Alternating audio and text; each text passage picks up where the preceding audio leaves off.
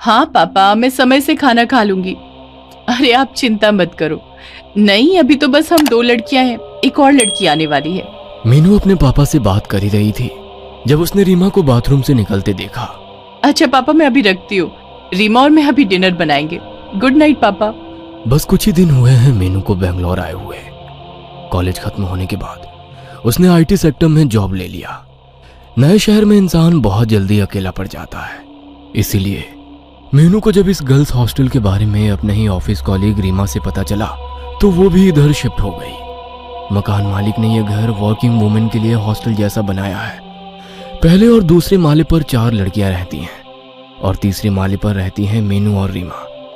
लेकिन उनके बाजू वाले कमरे में एक और नई लड़की आने वाली है। दिन भर ऑफिस का काम करके दोनों ही बहुत थक चुकी थी, इसलिए वह गरम गरम फुलके वाली रोटी और चिकन बनाने में लग गई। मीनू और रीमा थोड़े से टाइम में ही बहुत अच्छे दोस्त बन गए हैं।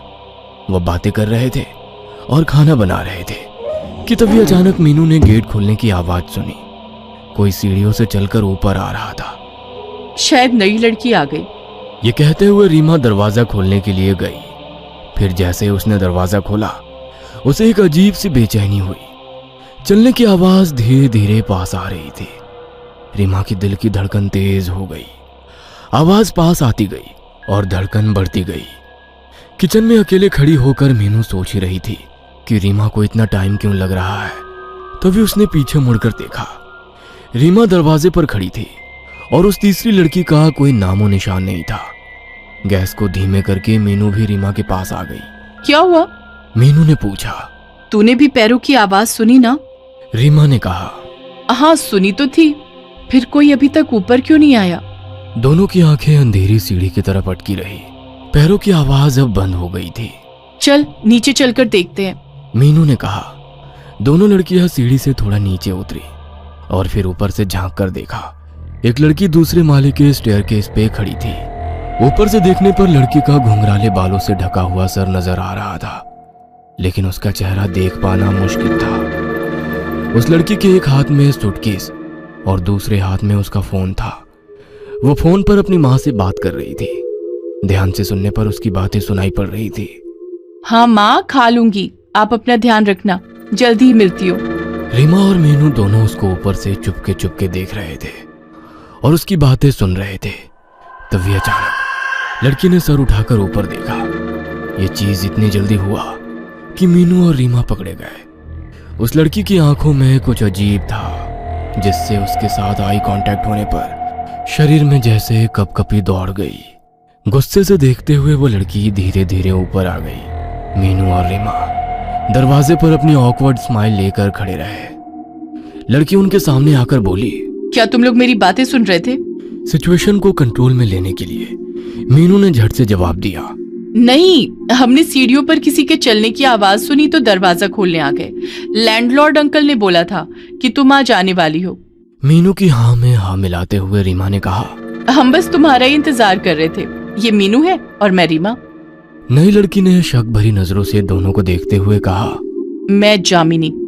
इससे पहले कि और बातें हो पाती, जामिनी अपना सूटकेस लेकर सीधा अपने रूम में चली गई और जोर से दरवाजा बंद कर दिया। बड़ी ही अजीब लड़की है ये तो, रीमा ने कहा। नई नई आई है, शायद फैमिली को मिस कर रही है। चलो खाना खाकर सो जाते हैं, कल सुबह मीटिंग के लिए जल्दी उठना है। मीनू किचन में वापस चली गई। खाना खाकर दोनों लड़की गहरी नींद सो रही थी। अचानक प्यास लगने पर मीनू जाग गई। पानी का जग मेज पर रखना वो भूल गई थी। रीमा गहरी नींद में उसी के बाजू में सो रही थी। कहीं उसकी नींद भी टूट ना जाए ये सोचकर मीनू बिना लाइट ऑन किए किचन की तरफ चलने लगी। किचन के बाजू में ही जामिनी का कमरा था। उसका दरवाजा तब भी बंद था। किचन से पानी पीकर मीनू अपने रूम की तरफ लौट ही रही थी कि तभी उसे किसी के फुसफुसाकर बात करने की आवाज सुनाई दी। ध्यान से सुनने पर समझ आया कि आवाज जामिनी के कमरे से आ रही थी। मीनू ने मन ही मन सोचा, ये लड़की इतनी रात गए किससे बात कर रही है? एक कौतूहल मीनू के मन में जागी। बहुत आहिस्ता से थोड़ी सी भी आवाज किए बिना मीनू जामिनी के दरवाजे तक पहुंची। फिर उसने होल से रूम के अंदर झांक कर देखा तो जामिनी बेड पर बैठी है।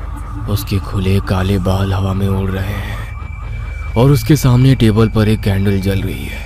जामिनी हाथ में एक फोटोग्राफ पकड़े हुए बेड पे बैठे बैठे झूल रही है और पागलों जैसे बड़बड़ कर रही है।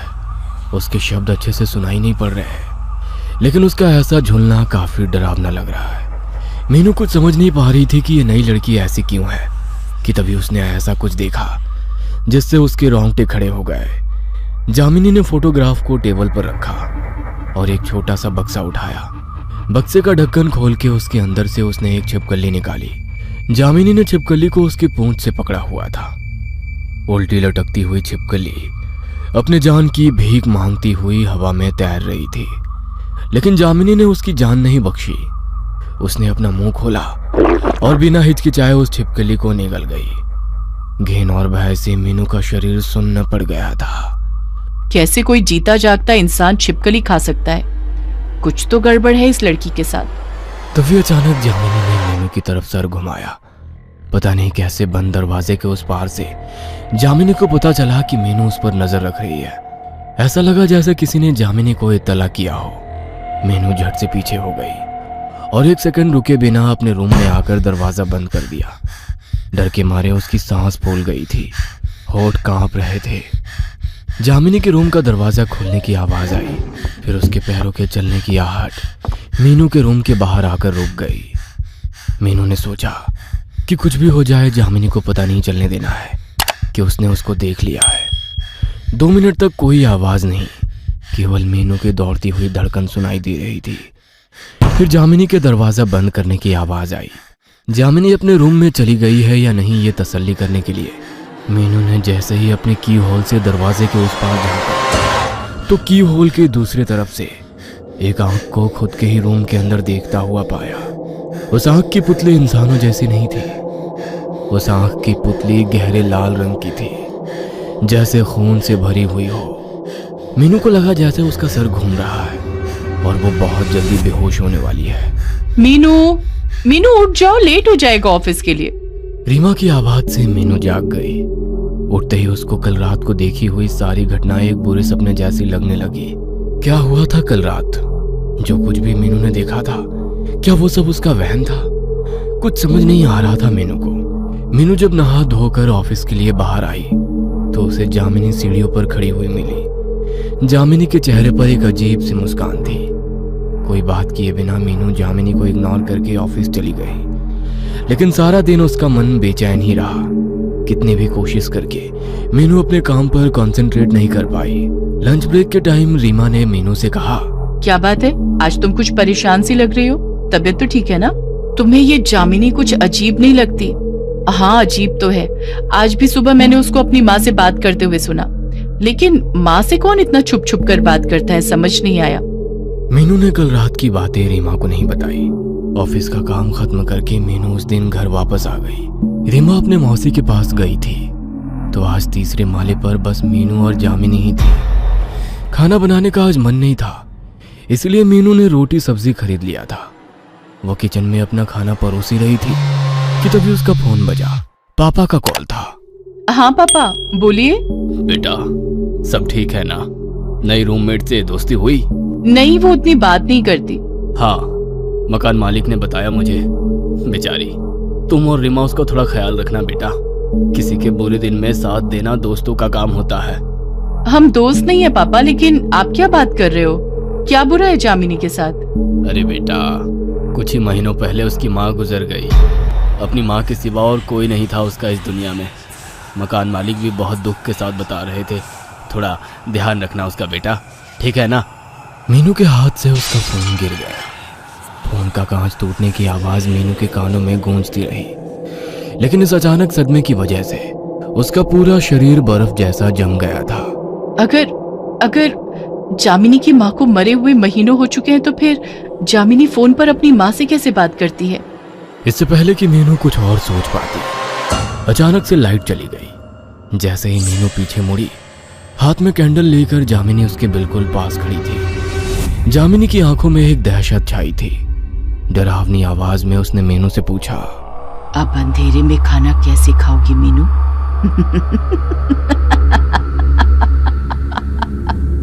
जामिनी को खिलखिलाकर हंसते हुए देख मीनू का गला सूख गया। कैंडल की रोशनी में जामिनी और भी भयंकर लग रही थी। तुमने खाना खा लिया क्या? कांपती हुई आवाज के साथ मीनू ने पूछा। जामिनी फिर से हंस पड़ी। तुम्हें तो पता ही है मैं क्या खाती हूँ, है ना? मीनू के हाथ पैर सुन्न पड़ गए थे। फिर एक ऐसी घटना घटी जिसके लिए मीनू बिल्कुल तैयार नहीं थी। जामिनी पागलों जैसे हंसने लगी। उसका पूरा बदन हंसी के प्रकोप से कांपने लगा था। हंसते हंसते जामिनी की आंखें उसके सिर के अंदर की तरफ मुड़ने लगी और उन्हीं आंखों के दूसरी तरफ उस रात को देखी हुई लाल पुतलियों वाली आंखें निकल कर आ गई। वह आंखें किसी इंसान की नहीं थी, वो आंखें थी शैतान की। डरते हुए मीनू ने चिल्लाकर कहा, जामिनी, ये तुम्हें क्या हो रहा है जामिनी? लेकिन अब जामिनी का शरीर उसके बस में नहीं था। वो बिल्कुल बदल चुकी थी। उसके चेहरे से दरिंदगी टपक रही थी, जैसे वो बरसों से खून की प्यासी हो। धीरे धीरे जामिनी अपने सर को दाएं फिर बाएं हिलाने लगी और बचपन में सुना हुआ जानी पहचानी लोरी गाने लगी। लकड़ी की काठी, काठी पे घोड़ा, घोड़े की दुम पे जो मारा, हथौड़ा, दौड़ा दौड़ा दौड़ा घोड़ा, तुम उठा के दौड़ा। पर अब उसके गले से जो आवाज निकल रही थी वो किसी लड़की की आवाज नहीं थी, वह आवाज थी किसी पिशाच की। ऐसे गाते हुए जामिनी मीनू के ऊपर झपटी। मीनू चिल्लाते हुए जमीन पर गिर गई। तभी पता नहीं कैसे मीनू के फोन में अलार्म बजने लगा। मीनू का अलार्म टोन हनुमान चालीसा का श्लोक था। मीनू के पापा ने कहा था कि हर दिन की शुरुआत भगवान के नाम के साथ करें तो दिन अच्छा जाता है। जैसे ही हनुमान चालीसा का धुन गूंजने लगा, जामिनी ने मीनू को छोड़ दिया। जामिनी अपने कान को अपने हाथों से भींचने लगी, जैसे वो पिशाच जामिनी के अंदर से बोल रहा हो, बंद करो, इसे बंद करो। जामिनी का शरीर जमीन पर पड़े हुए कांपने लगा। उसके मुंह से काला खून निकल कर आने लगा। कुछ देर बाद जामिनी बेहोश हो गई। 2 दिन बाद जामिनी की अस्पताल में आंखें खुली। उसको कुछ भी याद नहीं था। डॉक्टर के मुताबिक जामिनी को अपनी मां के गुजर जाने के गम में दिल का दौरा पड़ा था। लेकिन मीनू जानती है कि जामिनी किसी अतृप्त आत्मा के वश में आ गई थी। शायद जामिनी जब अपनी मां को बुलाती थी तभी कोई पिशाच उसके दुख का फायदा उठाकर जामिनी के ऊपर हावी हो गया था। मीनू को अब यकीन है कि जामिनी उस पिशाच के हाथों से मुक्त हो चुकी है। लेकिन अभी एक बात जो मीनू को खटक रही है वो ये कि सुबह का मॉर्निंग अलार्म शाम की 7:30 बजे कैसे चालू हो गया था।